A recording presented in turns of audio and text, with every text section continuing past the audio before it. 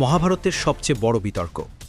একদিকে শকুনি, যিনি ছলনা করে পাণ্ডবদের রাজ্য কেড়ে নিয়েছিলেন, অন্যদিকে স্বয়ং শ্রীকৃষ্ণ, যিনি ছলনা করে ভীষ্ম, দ্রোণ আর কর্ণের মতো বীরদের মৃত্যু নিশ্চিত করেছিলেন। যদি দুজনেই ছলনার আশ্রয় নিয়ে থাকেন, তবে শকুনি কেন কুটিল খলনায়ক আর শ্রীকৃষ্ণ কেন পূজনীয় ভগবান? কেন একজনকে আমরা ঘৃণা করি আর অন্যজনকে মুক্তির দাতা বলি? ছলনা কি তবে দুই প্রকারের হয়? আজ অন্তর্বীণা চ্যানেলের এই বিশেষ ভিডিওতে আমরা মহাভারতের সেই রহস্যময় সত্যটি ফাঁস করব, যা আপনার ধর্ম আর অধর্মের সংজ্ঞাকেই বদলে দেবে। নমস্কার বন্ধুরা, আমি সুমন্ত।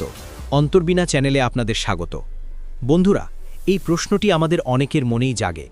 শ্রীকৃষ্ণ যদি জয়দ্রথের সময় সূর্যকে ঢেকে দিতে পারেন বা যুধিষ্ঠিরকে দিয়ে মিথ্যা বলাতে পারেন, তবে তিনি শকুনির চেয়ে আলাদা কোথায়?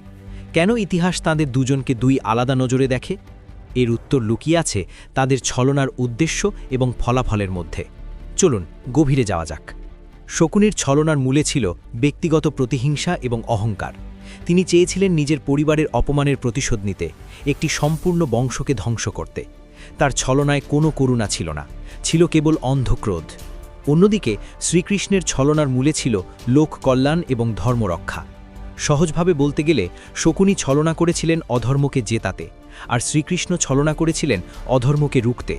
শকুনি যখন পাশা খেলায় ছলনা করেন, তখন তিনি এক নারীর সম্মানকে বাজি রেখেছিলেন, কিন্তু শ্রীকৃষ্ণ যখন ছলনা করেছিলেন, তখন তিনি সেই নারীর সম্মান রক্ষা করতে এবং পৃথিবীকে একনায়কতন্ত্র থেকে বাঁচাতে চেয়েছিলেন। শকুনির ছলনা ছিল ব্যক্তিগত স্বার্থের জন্য, আর শ্রীকৃষ্ণের ছলনা ছিল মহাজাগতিক ভারসাম্য রক্ষার জন্য। ভগবান শ্রীকৃষ্ণ শিখিয়েছেন, যেখানে ধর্মের পথ রুদ্ধ হয়ে যায়, সেখানে অধর্মকে বিনাশ করতে ছলনা করা অপরাধ নয়, বরং তা বীরত্ব। শেষ পর্যন্ত সিদ্ধান্ত আপনার। ছলনা কি খারাপ, নাকি ছলনার পেছনের উদ্দেশ্যটা আসল? শকুনি নিজেকে বড় করতে ছলনা করেছিলেন, আর কৃষ্ণ পৃথিবীকে বাঁচাতে। আর এই ক্ষুদ্র পার্থক্যই একজনকে বানিয়েছে খলনায়ক আর অন্যজনকে ঈশ্বর। আপনার কি মনে হয়, শ্রীকৃষ্ণের ছলনা কি সমর্থনযোগ্য? কমেন্টে আপনার যুক্তি আমাদের জানান।